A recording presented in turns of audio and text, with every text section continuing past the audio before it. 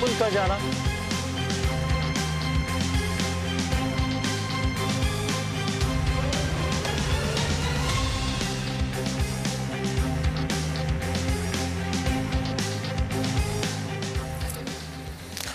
네, 이어서 날로 급증세 보이고 있는 오미크론 바이러스 문제 짚어보겠습니다. 최근에 새로운 방역 체계가 도입이 됐죠. 걱정스러운 지점도 많고 또 궁금한 것도 많고 또 짚어봐야 될 포인트도 적지 않습니다. 오늘 전문가 두 분과 얘기 나눠보겠습니다. 권준욱 중앙방역대책본부 제2부 본부장 나오셨습니다. 어서 오세요. 네, 안녕하십니까. 수고 많으십니다. 고생 많으시죠? 네. 감사하고요. 정재훈 가천대 의대 예방의학과 교수 모셨습니다. 어서 오십시오. 네, 고맙습니다. 안녕하세요. 반갑습니다. 네, 오미크론 변이 감염 확산세가 본격화됐고요. 먼저 관련 데이터 저희가 준비한 거 보실까요? 네, 최근에 신규 확진자 수위하고 위중증 환자, 사망자 추이 세 가지를 저희가 준비를 했는데요. 사흘 연속 5만 명대였고 잠시 뒤에 발표될 어제자 0시 기준으로는 또 사상 최대치 확진자를 경신할 걸로 지금 거의 확실시되고 있습니다. 위중증 환자는 275명으로 3주 연속 지금 200명대고요. 사망자는 33명인데 치명률 혹시 데이터도 준비되어 있나요? 치명률은 말이죠. 지금 현재 보면 0.54 수준으로 이것도 현재까지는 아까 위중증 환자, 사망자 수, 치명률은 비교적 안정적인 데이터를 현재 유지를 하고 있다라는 거고. 그렇긴 한데 뉴스 보셨겠습니다만 여러분들 아마 질병청에서는 이달 말에 17만 명까지 나온다. 하루. 네, 일일 그렇죠? 확진자. 그다음에 네. 국가수리과학연구소는 다음 달 초에 36만 명 하루에 나올 수 있다라고 얘기를 하는데 좀 겁나기도 하고요. 이것이 정점이 어느 정도 우리 본부장님 예상하고 계십니까? 네, 그 어제 같은 경우도 한 5만 6천 명 이상 일일 확진자가 나올 것 같습니다. 경신이죠, 최다치. 네, 네. 그죠? 네. 다만 그 우려되는 점이 하나 있다면 지금 스텔스 오미크론이라는 BA2가 점점점 점유율을 그것도 높이면 변인데. 네. 그게 이제 전파력이 더 올라가니까 정점이 더 올라가거나 또 내려가는 속도가 더 느려질 가능성도 있습니다. 다만 우리나라의 경우에는 2차 접종률도 세계 12위, 3차 접종률조차도 세계 제12위, 인구 규모가 꽤 큰 나라 중에는 지금 먹는 치료제도 활발하게 공급이 되고 있고 네. 그래서 모델링을 하시는 분들께서는 최대 현재로서는 한 17만에서 20만 정도를 예측을 하고 있고 다만 확진자 이외에 지금 숫자도 이미 보셨습니다만 위중증률이 조금은 아직까지는 안정적으로 다만 지연 시간이 있기 때문에 이번 주, 이다음 주 더 지켜봐야 되고 치명률은 오미크론만 보게 되면 표준화된 치명률이 아까 수치보다 좀 낮게 0.21% 정도 나옵니다. 그래요? 네. 아까 0.5. 예, 그거는 이제 연초부터 누계로 2년간의 전체 치명률이고 0.21이면 독감보다 더 낮은 거 아니에요? 독감의 경우는 치명률을 계산해 보면 대충 한 0.13에서 0.18%를 왔다 갔다 합니다. 그러니까 독감보다는 최대한 1.5배 정도. 근데 지금의 거리두기나 여러 가지 예방접종률을 고려하면 그런 노력을 함에도 불구하고 인플루엔자보다는 치명률이 높다는 점, 여러 가지를 고려하면 앞으로 전체 규모, 위중증률 또 국민들의 어떤 불안 심리 이런 세 가지를 지표화할 수 있는 것들은 가지고 관리를 하도록 그렇게 하겠습니다. 근데 우리 권준욱 본부장께서 말씀해 주셨습니다만 위중증률이 중요하잖아요. 지난번 델타 변이 때 보면 위중증 환자가 1,000명 안팎 육박하면서 병상 부족 대란이 아주 심각했었는데 이게 저렇게 5만 명씩 계속 나오게 되고 또 지금 보니까 60세 이상 환자들이 계속 늘고 있단 말이죠. 이 부분들 같은 경우는 위중증으로 악화될 가능성이 높지 않습니까? 네, 다행히도 오미크론 변이 같은 경우에는 기존의 델타 변이보다 중증화율이 감소한 것은 분명한 사실인 것 같습니다. 하지만 최근의 연구 결과를 보면 오미크론 자체의 병독성이 감소한 것보다는 추가 접종이라든지 경구용 치료제의 도입 같은 다른 조치들의 영향이 있고 그리고 과거에 감염되었던 분들이 재감염되는 경우에는 중증화율이 더 감소하는 것으로 나와 있거든요. 아하. 그런 조치들의 영향이 있기 때문에 어쨌거나 5분의 1 정도의 중증화율을 보이고 있는 상태입니다만 예전에는 델타 변이가 어느 정도 차지하는 비율이 있는 상태였고요. 예. 지금부터는 오미크론 변이가 100%를 차지하고 있는 상태여서 말씀하신 것처럼 유행의 규모가 증가하면 증가할수록 거기에 비례해서 중환자가 늘어날 수밖에 없는 그런 상황입니다. 알겠습니다.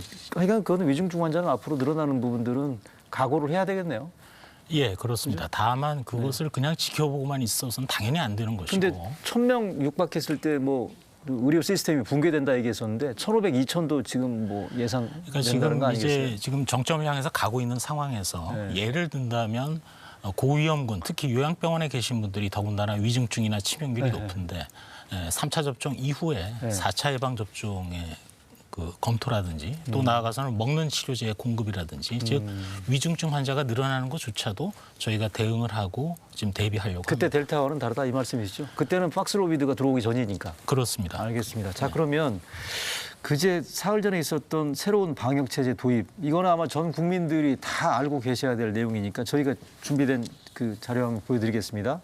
새로운 대응 자율 방역이죠. 보시는 것처럼 역학조사의 경우에는 확진자가 동선 정보를 그동안에는 방역 당국에서 문의를 했었는데 지금은 확진자가 직접 이제 입력을 해야 되는 거고요.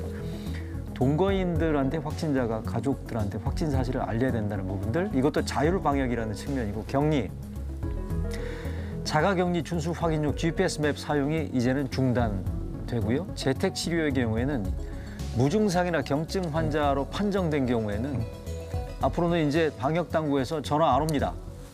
자기가 직접 이제 챙겨야 되는 거고요. 검사 키트 제공도 없고 필요하다면 증상이 나타나면 동네 병의원을 찾아간다거나 비대면 진료 상담센터를 본인이 직접 확인해야 된다는 것. 이거를 지금 각자 도생이라고 얘기를 하고 있고요.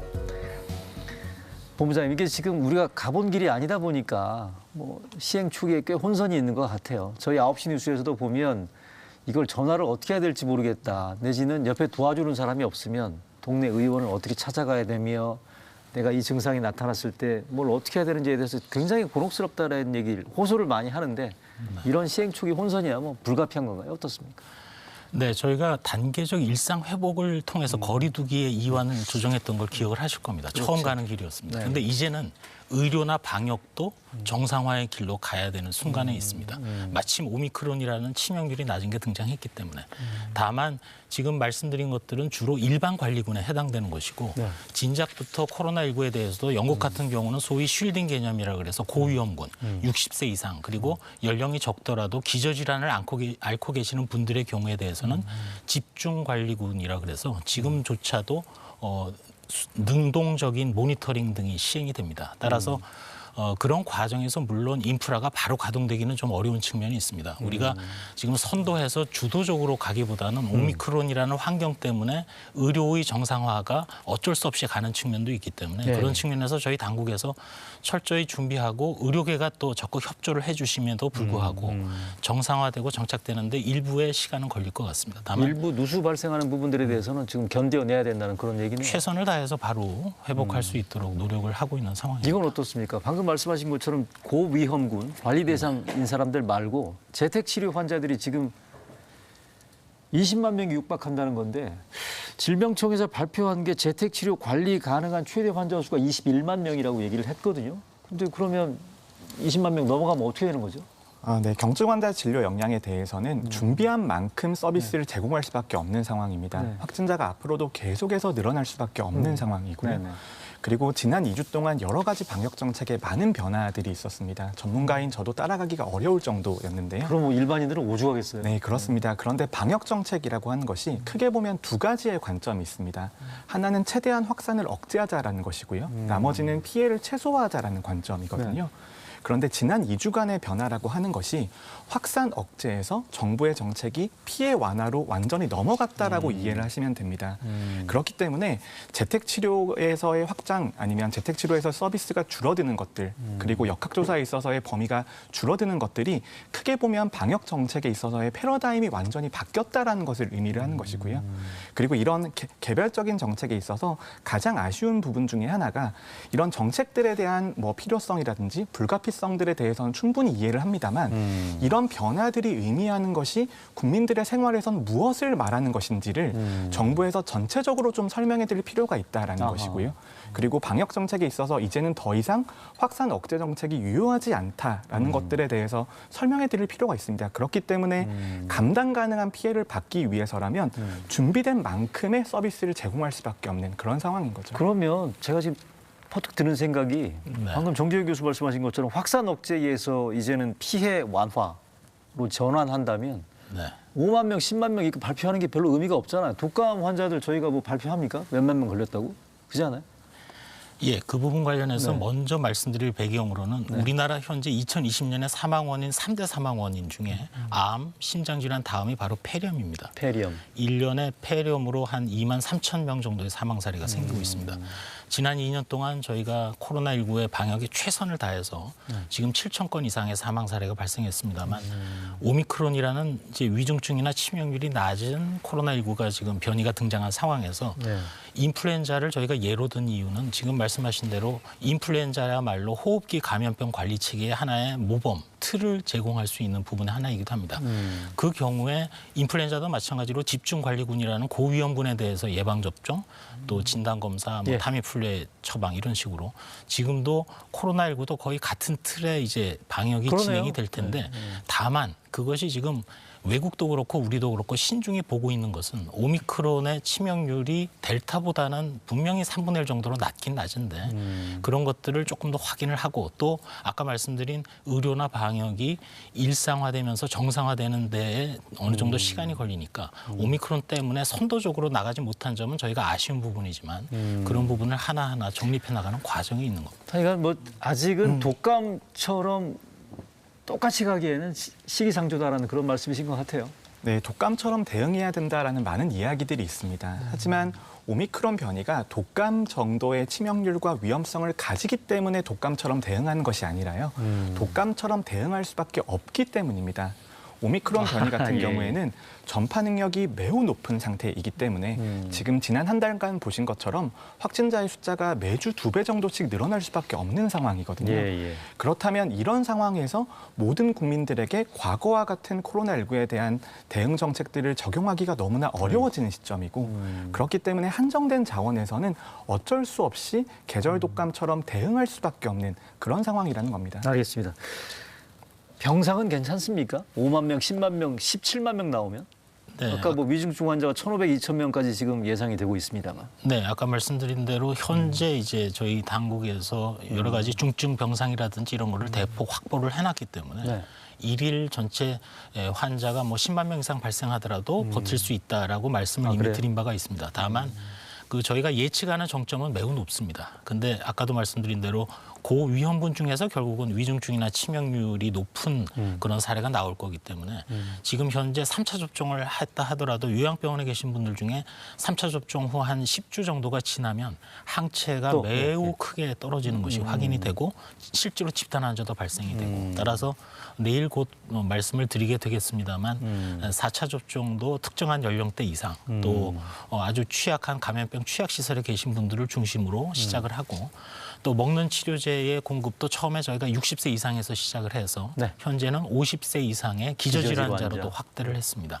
그런 것들을 통해서 그러한 그 지난번 일상 회복에서 의료 여력 때문에 저희가 멈춘 그런 어찌 보면 좀 절반의 실패라고도 할 수 있겠습니다만 그런 일이 재발하지 않도록 네. 방역에서도 노력을 하고 의료 여력의 병상도 확충은 돼 있다. 그 말씀을 근데 드립니다. 단순 계산으로 델타 때 12월 달 1월 초에 뭐 900명 이렇게 나올 때 말이에요. 병상이 뭐 90 거의 100% 풀가동해서 뭐 병상이 대란 얘기까지 나왔었단 말이죠. 그런데 1,500, 2,000명 나오면 또 어려워지는 거 아닙니까? 네, 중환자 대응 역량에 대해서는 델타 변이를 지나면서 어느 정도 극복이 된 측면이 있고요. 델타 변이 때보다는 중환자 병상이 2배 정도 늘어난 상태입니다. 아, 그래요? 그리고 2배 정도 늘어난 병상인데다가 오미크론 변이의 중증화율이 감소해 있고요. 거기에 더해서 추가 접종까지 진행이 되어 있고 경구용 치료제가 있기 때문에 델타 변이 때보다는 훨씬 더 많은 확진자가 나온다라고 하더라도 중환자 대응 역량은 어느 정도는 감당이 가능할 것으로 그래요? 보입니다. 12월 달하고 다르네요. 네, 그러면. 하지만 유행 정점이 말씀하신 것처럼 매우 높은 유행 정점을 예상을 하고 있기 때문에 지금 한 가지의 확인 절차는 남아 있습니다. 유행 정점에서 1주에서 2주 정도 지난 시점에서도 어허. 지금의 중환자 병상이 감당 가능한가?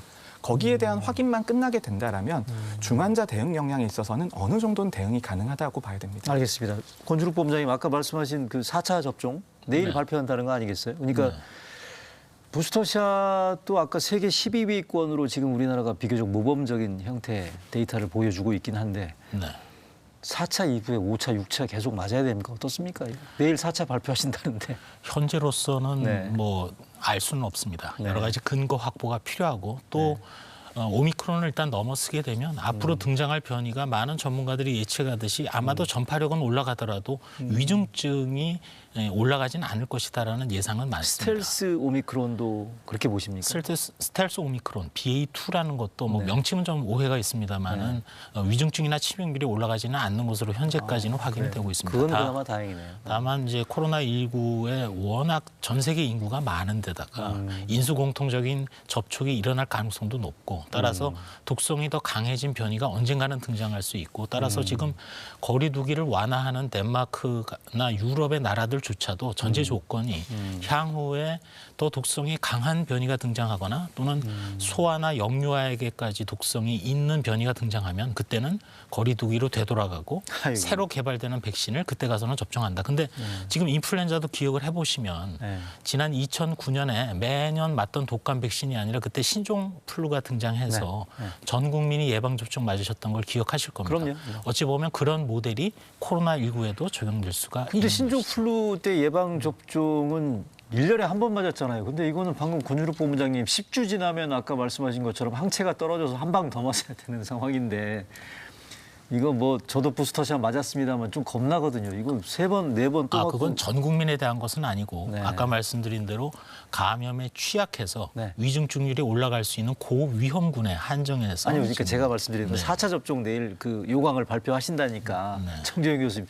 이게 일반 국민들이 느끼는 불안감이나 이런 건 충분히 이해하시죠? 네, 저 충분히 이해하고 있고요. 그리고 지금은 코로나 바이러스 같은 경우에는 인플루엔자와 조금 다르게 백신의 효과가 빠르게 감소하고 있는 것으로 나오고 있습니다. 네. 전문가들의 많은 예상이 틀렸던 부분이기도 한데요.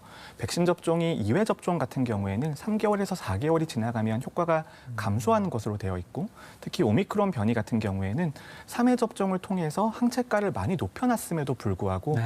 10주 정도가 경과하게 되면 감염 예방 효과가 많이 감소하는 것으로 나와 있습니다. 그래서 본부장님 말씀하신 것처럼 4회 접종에 대해서는 저는 조금 중립적인 견해를 가지고 있는데요. 오, 그래요? 백신 접종이라고 하는 것이 명백하게 얻을 수 있는 위험보다 이익이 클 때 권고를 해드리는 겁니다. 그렇죠. 그렇기 때문에 특히 4회 접종 같은 경우에는 명백한 이익이 존재할 수 있는 집단은 있습니다. 말씀하신 것처럼 요양병원이나 요양원에 계신 어르신 같은 경우에는 3회 접종 후에 시간이 많이 경과하기도 했고 워낙에도 치명률이 높은 집단이기 때문에 그 집단에 대해서는 4회 접종을 하는 것이 충분히 고려가 될 수 있는데 하지만 일반 인구 집단에 대해서까지 4회 접종을 진행해야 되는지에 대해서는 아직까지는 명백한 근거가 그렇게 많다고 보긴 어렵습니다. 그거는 특히 뭐 당국에서 면밀히 검토를 하겠네요. 4차 네, 접종. 지금 이미 그 4차 접종을 한 나라가 이스라엘이나 브라질 같은 경우는 참고로 말씀드리면 3차 접종 후에 4개월 후에 일정 연령, 매우 높은 연령이나 주로 제한된 요양시설, 범위에서? 제한된 범위에서 그렇게 시행을 알겠습니다. 또 우리 전 국민적인 관심사 그 거리두기를 지금 완화할 수도 있다라는 얘기가 엊그제 나왔죠. 김부겸 총리 잠깐 얘기 들어볼까요? 네.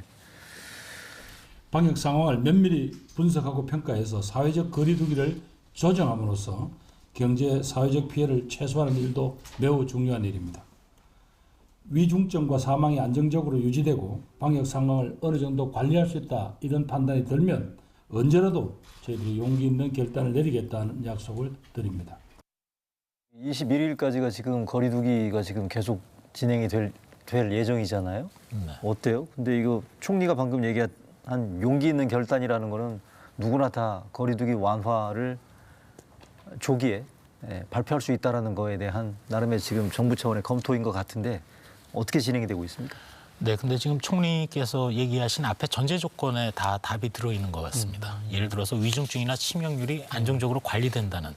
지금은 뭐 오늘 발표될 자료에도 일단은 위중증이 300명 이하로 안정적으로 가고 있습니다만 말씀드린 대로 위중증이나 치명률이라는 거는 지연되어서 그 결과가 나타나기 때문에 그렇죠. 이번 주 상황을 좀 더 봐야 되는 측면이 있고 따라서 그런 것들을 고려해서 진행이 돼야 되는데 다만 참고로 말씀드린다면 아까 말씀드린 유럽에서도 올라가는 과정에서 정점으로 가는 과정에서 이러한 거리두기나 방역 패스를 건드린 나라는 이제 덴마크나 아이슬란드 정도만 얘기할 수 있을 것 같습니다. 대부분은 정점에 이르고 그 다음에 어느 정도 내려가고 또는 그러지 않는다 하더라도 덴마크나 아이슬란드조차도 위중증률이나 병상 또 치명률을 안정적으로 낮아진 것을 확인한 후에 가는 것이기 때문에 그런 취지의 토대에서 근거에 입각해서 총리께서 조금 전에 저런 말씀을 주신 걸로 이해합니다. 정점은 우리는 아직 멀지 않았나요? 2월 말이 17만 명이라면. 네, 유행 정점 같은 경우에는 대부분의 전문가들이 3월 초 정도 그리고 늦으면 3월 중순 정도의 정점에 도달할 것으로 예상을 하고 있습니다. 네네. 하지만 유행 정점이라고 하는 것이 어느 정도의 규모로 올지에 대해서는 다양한 조건들에 따라서 그 기준이 달라지기 때문에 네. 어느 정도의 유행 규모가 도달할 건지는 아직은 모르는 상태입니다. 그래요? 그러니까 지금은 시기상조라는 얘기들이 꽤 있는 것 같아요. 전문가들의 의견도 많이 엇갈립니다. 네. 방역 분과에서도 네. 또 이런 얘기, 또 경제 사회 분과에서는 좀 다른 의견도 주시기도 하고 그렇지만 아까 총리께서 얘기하신 것 중에 중요한 맨 서두에 위중증과 사망 규모나 이런 것들이 안정적으로 관리되는 것을 이번 주에 저희가 확인을 하면서 여러 상황에 따라서 합리적인 근거 있는 판단을 하게 근데 될 이제 것 같습니다. 방역 완화를 했는데 방금 말씀하신 위중증 환자의 스코프 범위가 지금 200~300명대에서 1000명 넘어가고 이러게 되면 또 방역 완화 왜 했느냐 이런 거에 대한 반론이 나올 수도 있을 것 같은데. 근데 아까 말씀드린 대로 방역 대책이라는 게 서로 엉켜 있기 때문에 네. 이제 내일 발표될 4차 접종, 고위험군이나 취약자에 대한 또 거듭 말씀드리는 먹는 치료제의 활발한 공급 이런 것들이 다 종합적으로 되어서 저희가 예측은 최악의 경우로 정점과 중증 환자 규모를 예측을 합니다만 그렇게 최악의 경우로 가도록 놔두는 것은 사실 방역 당국으로서는 용납하기 어렵고 그것이 이루어지지 않도록 하는 것이 사실은 대책의 골자이기 때문에 그런 것들을 다 고려해서 저희가 결정을 하게 될 것 같습니다. 자, 그러면 거리두기에 더해서 QR, 식당 가면 지금 늘 찍는 QR 코드 있지 않습니까? 전자 출입 명부, 방역 패스, 이것도 같이 풀어야 되는지에 대한 논란도 꽤 있습니다. 정 교수님. 네, 방역의 패러다임 자체가 아까 말씀드렸듯이 확산을 억제하는 방향에서 피해를 완화하는 쪽으로 가고 있고요. 네. 그렇다라고 한다면 확산 방지를 위해서 강력하게 적용되었던 조치 같은 경우에는 어느 정도는 조정이 필요한 상태라고 생각을 합니다. 특히 QR코드 같은 경우에는 접촉자 추적을 위해서 QR코드를 사용해 왔었거든요. 네. 하지만 사실상 접촉자 추적이 이제 시행되지 않는 상태에서 이런 조치들은 어떻게 보면 불필요하다라고 볼 수 있습니다. 하지만 방역 패스 같은 경우에는 저는 더 이상의 방역 패스를 무리하게 확대하는 것들에 대해서는 조금 조심스럽게 접근을 해야 되지만 기존에 유지되고 있는 정책 같은 경우에는 사회적 거리두기를 대체하기 위한 수단이기도 하고 그리고 추가 접종률을 높이기 위한 수단이기도 하거든요. 그래서 이런 정책적인 방향을 크게 변화시키는 것이 유행 상황을 오히려 악화시킬 수도 있는 방향으로 작용할 수도 있습니다. 그렇기 때문에 전체적인 어느 정도의 엇갈리는 정책들에 대해서는 조정이 필요하지만 지금의 방역 정책의 근간 같은 경우에는 아까 말씀하셨던 것처럼 유행 정점에 도달해서 유행 정점에서도 의료 체계와 사회가 감당 가능하다라는 확신이 들 때까지는 어느 정도는 유지가 될 필요가 있다고 봅니다. 네, 방역 패스 관련된. 예, 지금은 사실 정 교수님이 얘기하시는 것이 저희 방역 당국 또 저로서도 그렇게 같이 유지해야 된다라는. 네네 동의하고 있는 부분의 하나입니다. 다만 방역 패스와 관련해서는 네. 접촉자 QR코드도 그렇고 뭐 추적 조사 이외에 미접종자에 대한 보호나 또 유행 방지의 기능까지 있기 때문에 다만 아까도 말씀드린 거리두기도 그렇고 일단은 정점에 가는 상황에서의 여러 가지 의료 여력이나 치명률, 위중증률 이런 여러 가지 지표를 고려해서 저희가 검토하고 있다는 말씀을 드립니다. 근데 지금 이렇게 얘기 나오고 있는 거리두기 완화 가능성이나 방역 패스 논란이나 이런 부분들이 또 긴장 이완 우리가 늘 겪어보지 않았습니까? 이거 다 끝난 거 아니야? 이런 식의 사회적인 분위기를 유도하는 가능성에 대해서도 좀 경계를 해야 될 것 같아요. 네, 충분히 그런 분위기가 있을 수 있습니다. 하지만 방역 정책이라고 하는 것이 방역만을 위해서 존재하는 것이 아니고 언젠가는 우리가 종결로 나아가기 위해서 방역 정책을 하는 것들이거든요. 예. 저는 언제나 가능하다면 완화 방향으로 생각을 해야 된다라고 보고요. 하지만 그 완화에 있어서 전제 조건이 분명히 존재한다라는 것입니다. 그 전제 조건이 오미크론 변이의 유행 정점이 도달하고 사회가 감당 가능한지 확인하는 절차가 남아 있고 예. 그 절차가 통과가 된다라면 중환자 대응 역량도 델타 변이를 통해서 어느 정도 확인이 되고 오미크론 변이에서 경증 환자나 자가격리자가 늘어난다라고 하더라도 사회의 내성이 준비가 된다라면 예. 저는 앞으로 충분히 나아갈 수 있다고 봅니다. 알겠습니다. 마지막으로요, 권준욱 본부장님. 지금 방송 보고 계시는 뭐 자택 격리 중인 사람들이나 네. 지금 뭐 새로운 방역 체계가 도입되지 않았습니까? 네. 또 전 국민들이 이 부분을 꼭 참고해야 되겠다라는 부분들이 있으면 좀 얘기해 주시죠. 네, 지금 재택 관리를 하고 계신 집중관리군이나 일반관리군에게 이미 문자나 내용이 전달이 되어서 4가지 응급 증상이 있으면 예. 바로바로 알려드린 전화번호로 연락하거나 필요하실 경우 119에 연락하도록, 예를 들면 뭐 가슴이 아프거나 호흡이 곤란하다든지 등등등의 증상들 4가지를 대표적으로 알려드렸습니다. 네. 최선을 다하도록 하겠고, 국민들이 불안해하지 않도록 저희가 자가진단검사 키트에 대한 법적인 조치도 취하는 등 최선을 다해서 불안과 방심이 동시에 생기지 않도록 노력하겠습니다. 알겠습니다. 두 분 말씀 여기서 듣겠습니다. 오늘도 고생이 많으셨습니다. 감사합니다. 감사합니다. 감사합니다. 네, 이뤄진 날 라이브 마치겠습니다. 오늘도 함께해 주신 여러분 감사드리고요. 저는 다음 주에 다시 인사드리겠습니다.